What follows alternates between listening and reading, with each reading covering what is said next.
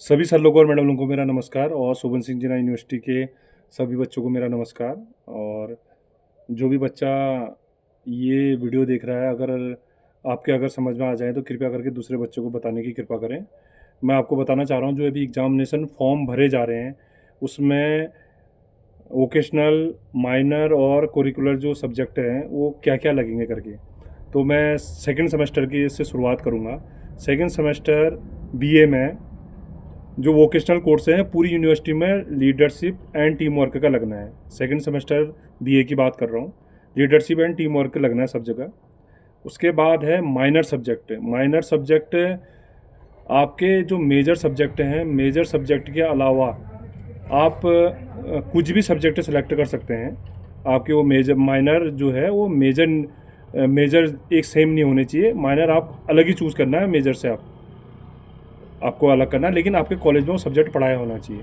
दोबारा रिपीट कर रहा हूँ, मेजर सब्जेक्ट के अलावा माइनर सब्जेक्ट आप कुछ भी ले सकते हैं वह, लेकिन बट ये है कि आपके कॉलेज में पढ़ाया जाना चाहिए। और उसके बाद है को करिकुलर सब्जेक्ट है, वो पूरी यूनिवर्सिटी में environment studies and value education लगना है, पूरी यूनिवर्सिटी में लगना है। और उसके बाद मैं अब बोलने वाला हूँ बीएससी का। बीएससी बायो ग्रुप और मैथ्स ग्रुप में वोकेशनल जो सब्जेक्ट है वो बिजनेस स्टैटिक्स लगना है, पूरी यूनिवर्सिटी में एक जैसा ही लगेगा। और वैसे ही बीएससी में जो माइनर सब्जेक्ट हैं वो मेजर सब्जेक्ट जैसा नहीं होना चाहिए। माइनर आप कुछ और सेलेक्ट कर सकते हैं, और लेकिन वो आपके कॉलेज में पढ़ाया जाना बहुत ज़रूरी है, तब जाके आप उसको सब्जेक्ट को सिलेक्ट कर सकते हैं। और कोरिकुलर जो सब्जेक्ट हैं वो बीए की तरह आपके वहाँ भी environment studies and value education का ही लगना है। कोरिकुलर जो सब्जेक्ट है environment studies and value education का ही लगना है। और बीकॉम वालों के लिए सेकेंड सेमेस्टर की बात कर रहा हूँ, बिजनेस कम्युनिकेशन का लगना है वोकेशनल। वोकेशनल पूरी यूनिवर्सिटी में बिजनेस कम्युनिकेशन का ही लगना है। और माइनर माइनर जो है पूरी यूनिवर्सिटी में रूरल मार्केटिंग का लगना है। वो किसी भी कॉलेज में, महाविद्यालय में, शोभन सिंह जिन्ना यूनिवर्सिटी के एक जैसा ही लगना है, रूरल मार्केटिंग। और उसके बाद है environmental studies and value education. यहाँ भी कोरिकुलर यहाँ भी सेम लगेगा बीएससी और बीए की तरह सेकंड सेमेस्टर में। अब जो बात आई है वो है फोर्थ सेमेस्टर की। फोर्थ सेमेस्टर में बीए बीए फोर्थ सेमेस्टर की बात कर रहा हूँ, वोकेशनल सब्जेक्ट की।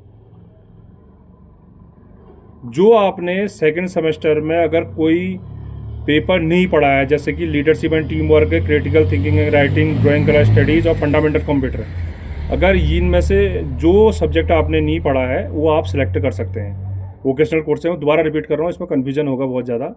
4 पेपर लगते हैं वोकेशनल के, leadership, team work, creative thinking, drawing colour studies और फंडामेंटल कंप्यूटर।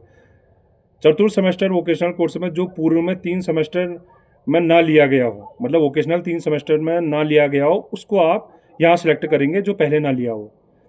और यहाँ माइनर सब्जेक्ट जो पहले आपके मेजर सब्जेक्ट ना लगे हों, वही माइनर मेजर सब्जेक्ट आपने जो भी हैं, मतलब पहले से ही मेजर सब्जेक्ट के अलावा आप माइनर सब्जेक्ट कोई भी सिलेक्ट कर सकते हो, लेकिन वो मेजर सब्जेक्ट नहीं होना चाहिए। और उसके बाद आया को करिकुलर वैदिक स्टडीज़ लगेगा, पूरी यूनिवर्सिटी में वैदिक स्टडीज़ के अलावा कोई दूसरा नहीं लगेगा। बीए की बात कर रहा हूँ फोर्थ सेमेस्टर में। और वैसे ही बीएससी में बायो और मैथ्स ग्रुप में फोर्थ सेमेस्टर में वोकेशनल जो कोर्स है digital literacy and cyber security लगेगा। बीएससी वाला बीएससी में पूरी यूनिवर्सिटी में एक जैसा ही लगेगा। और माइनर में वही है कि मेजर सब्जेक्ट नहीं होने चाहिए, और माइनर कोई भी सिलेक्ट कर सकते हैं, लेकिन आपके कॉलेज में वो सब्जेक्ट पढ़ाया जाना चाहिए। और वैदिक स्टडीज़ यहाँ भी पूरी यूनिवर्सिटी में एक जैसा लगेगा कोरिकुलर में। और उसके बाद बीकॉम की बात कर रहा हूँ। बीकॉम में पूरी यूनिवर्सिटी में जो वोकेशनल सब्जेक्ट है एंटरप्राइजेशिप का लगेगा, वो पूरी यूनिवर्सिटी में एक जैसा ही लगना है। माइनर सब्जेक्ट है इंडियन इकोनॉमी लगना है पूरी यूनिवर्सिटी में। माइनर सब्जेक्ट, दोबारा रिपीट कर रहा हूँ, इंडियन इकोनॉमी लगना है पूरी यूनिवर्सिटी में। और कोरिकुलर यहाँ भी फोर्थ सेमेस्टर में बीकॉम में वैदिक स्टडीज ही लगना है। तो ये जानकारी अगर आपको किसी को समझ में ना आए तो आप मेरे को मैसेज कर सकते हैं। मैं आपको मैसेज में जवाब दे दूँगा। और ये जानकारी अगर हो सके तो अगर आपको समझ में आ गई तो अपने दोस्तों को शेयर करने की कृपा करें, जिससे कि उनको फॉर्म भरने में कोई प्रॉब्लम ना हो। और उनको अगर आप लोगों को भी अगर किसी कोई प्रॉब्लम समझ में ना आए तो आप मेरे को मैसेज कर सकते हैं, मैं आपको जवाब ज़रूर दूँगा। थैंक यू, धन्यवाद आपका बहुत-बहुत।